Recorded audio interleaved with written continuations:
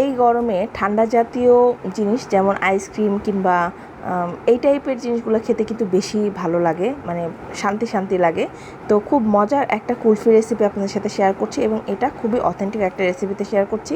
বলতে পারেন শর্টকাট ওয়েতেও, বেশি ভেজাল নাই, চাইলে কিন্তু আপনারা ট্রাই করে দেখতে পারেন। আর এটা খেতে এত মজা হয়, আমি আসলে মজার বিষয়টা বলতে চাচ্ছি না, আপনারা ট্রাই করলেই এটা বুঝতে পারবেন যে আসলে বাজারের কেনা কুলফির থেকে এই কুলফির টেস্ট কতটা চেঞ্জ হয় কিংবা কতটা মজা হয় এটা। তো আশা করি আপনাদের ভিডিওটা ভালো লাগবে। চলেন শুরু করি। প্রথমেই আমি একটা প্যান নিয়ে নিয়েছি আর এখানে 1 লিটারের মতো দুধ দিয়ে দিলাম। দিয়ে এটাকে জ্বালিয়ে নিব আমি কিছুক্ষণ। একটু গরম হয়ে আসলেই এখানে আমি 1 চিমটি মতো জাফরান অ্যাড করে দিচ্ছি, যাতে মানে দুধটা ফুটতে ফুটতে জাফরানের রঙটা ছাড়ে। তো এই যে দেখেন, একটু নাড়াচাড়া করে নিচ্ছি।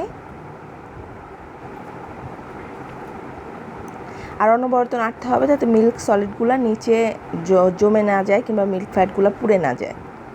তো এখানে আমি 3 টেবিল চামচের মতো গুঁড়া দুধ অ্যাড করে দিচ্ছি। গুঁড়া দুধ দিলে কিন্তু মানে যে কোনো মিষ্টি আইটেমের মধ্যে আপনি যদি গুঁড়া দুধ দেন, এটার কিন্তু টেস্টটা খুবই ভালো আসে।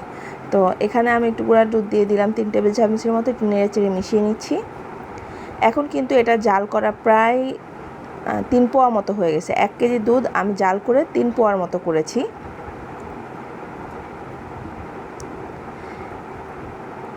সাইড থেকে সরগুলো একটু নামিয়ে দিচ্ছি।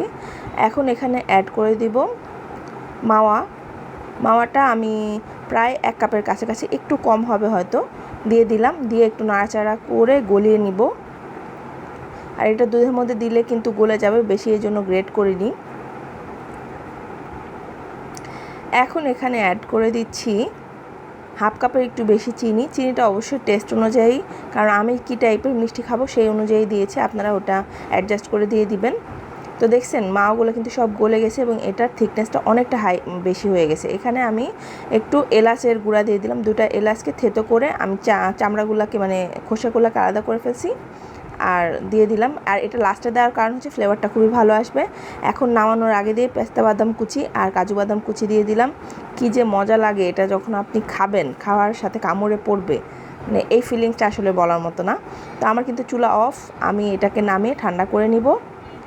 ঠান্ডা হয়ে গেছে আর এটার কনসিস্টেন্সিটা কিন্তু এরকম ছিল। আপনারা এই কনসিস্টেন্সিতে কিংবা এর চাইতে আর একটু কম রাখতে পারেন, আমি একটু বেশি ঘন করে ফেলেছি। তো এখন আমি এগুলোকে কুলফি মোল্ডে ঢেলে নিচ্ছি। আর এই মোল্ডগুলো কিন্তু বাজারে কিনতে পাওয়া যায়, অ্যালুমিনিয়ামের কুলফি মোল্ড আমি নিয়েছি। এখন এখানে খুব ভালো করে ধুয়ে শুকিয়ে নিয়েছি। এখন আমি এটার মধ্যে কুলফির মালাইগুলো ঢেলে নিব।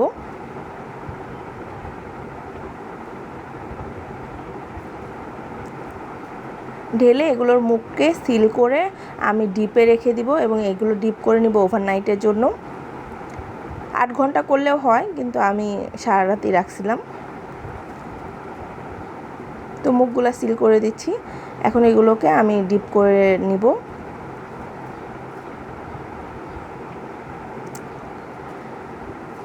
এই যে আমার কুলফিগুলো কিন্তু রেডি হয়ে গেছে, এখন এনজয় করার পালা।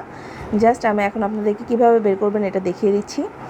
এখানে আমি 1 কাপের মতো পানি নিয়ে নিয়েছি আর এই কুলফির মোল্ডগুলা একটু এখানে ডুবিয়ে নিব কিছু সময়ের জন্য, কয়েক সেকেন্ডের জন্য ডুবিয়ে নিয়ে উঠিয়ে ফেলবো। এরপরে এটার ভেতরে একটা টুথপিকের কাঠি কিংবা শাসলিকের কাঠি ঢুকিয়ে ওইটাকে আমি একটু করলে বের হয়ে যাবে, চাপ দিয়ে বের করে ফেলবো। এই যে আমি এগুলো কিন্তু বের করে ফেলেছি। এখন এখানে একটু গার্নিশ করে দিচ্ছি পেস্তা বাদাম কুচি আর কাজু বাদাম কুচি দিয়ে, একটু জাফরানও দিয়ে দিব দেখার সৌন্দর্যের জন্য। তো এই তো শেষ আমার কুলফি বানানো। আর এটা খেতে অনেক মজা হয়, বাসায় অবশ্যই এই গরমে ট্রাই করবেন। বাইরে যে কোনো জিনিসের চাইতে হেলদি হবে, কারণ এটা আপনি নিজে বানাবেন, তো আপনি তো জানেন এটার মানে কতটা হেলদি হয়। তো ভালো থাকবেন সবাই। ভিডিও ভালো লাগলে অবশ্যই একটা লাইক করবেন, আমার পেজটিকে ফলো করবেন, চ্যানেলটিকে সাবস্ক্রাইব করে পাশেই থাকবেন। আল্লাহ হাফেজ।